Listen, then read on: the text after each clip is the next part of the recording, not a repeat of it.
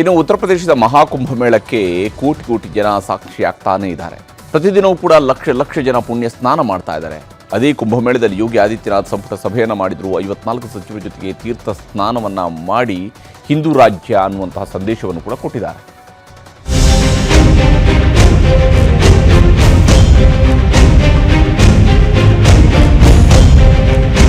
ಉತ್ತರ ಪ್ರದೇಶದ ಇತಿಹಾಸದಲ್ಲೇ ಮೊಟ್ಟ ಮೊದಲು ಪ್ರಯಾಗ್ರಾಜ್ನಲ್ಲಿ ಇವತ್ತು ಮುಖ್ಯಮಂತ್ರಿ ಯೋಗಿ ಆದಿತ್ಯನಾಥ್ ವಿಶೇಷ ಸಚಿವ ಸಂಪುಟ ಸಭೆ ನಡೆಸಿದ್ರು.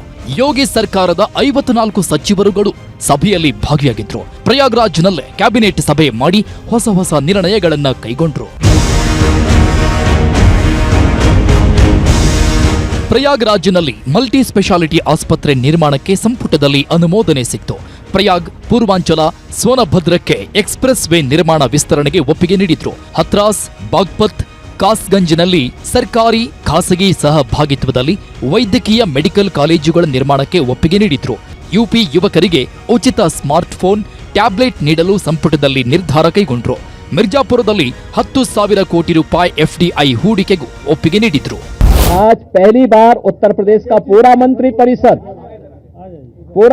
परिषद आज यहाँ पर आया है और मुझे लगता है कि अगले कुंभ की क्या स्थिति होती है, लेकिन उसका इंफ्रास्ट्रक्चर उत्तर प्रदेश का ये मंत्री परिषद आदरणीय प्रधानमंत्री जी की प्रेरणा से यहाँ पर प्रयागराज की धरती पर प्रस्तुत कर रहा है.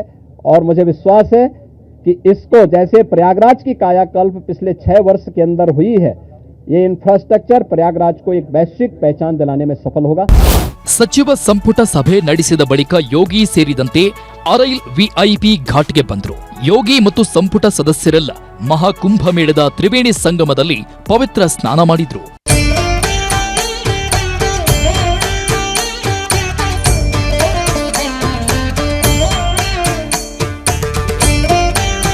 ಸಚಿವರುಗಳ ಜೊತೆ ತ್ರಿವೇಣಿ ಸಂಗಮದಲ್ಲಿ ಮಿಂದೆದ್ದ ಬಳಿಕ ವಿಶೇಷ ಪೂಜೆಯನ್ನು ನಡೆಸಿದ್ರು. ಗಂಗಾರತಿಯನ್ನ 54 ಸಚಿವರು ಒಟ್ಟಿಗೆ ನೆರವೇರಿಸಿದ್ರು.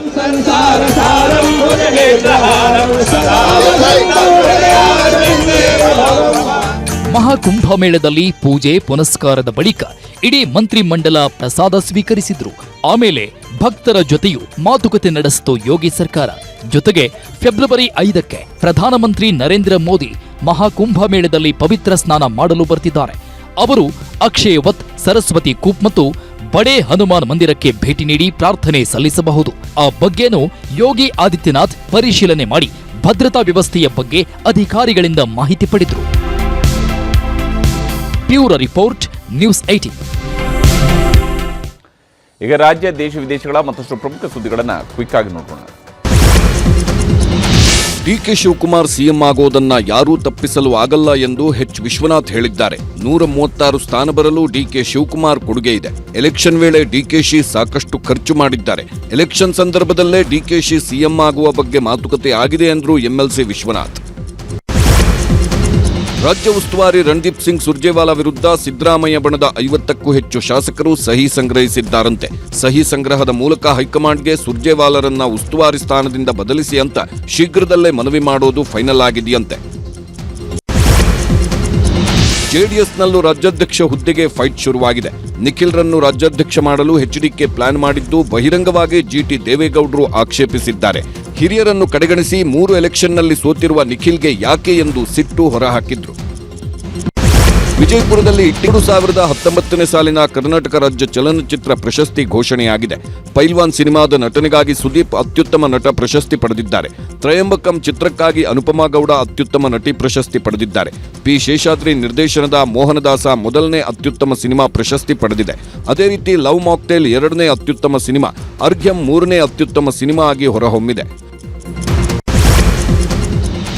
ಶುಕ್ರವಾರ ದರ್ಶನ್, ಪವಿತ್ರ ಗೌಡ ಸೇರಿ 7 ಆರೋಪಿಗಳ ಜಾಮೀನು ರದ್ದು ಅರ್ಜಿ ವಿಚಾರಣೆ ಸುಪ್ರೀಂ ಕೋರ್ಟ್ನಲ್ಲಿ ನಡೆಯಲಿದೆ.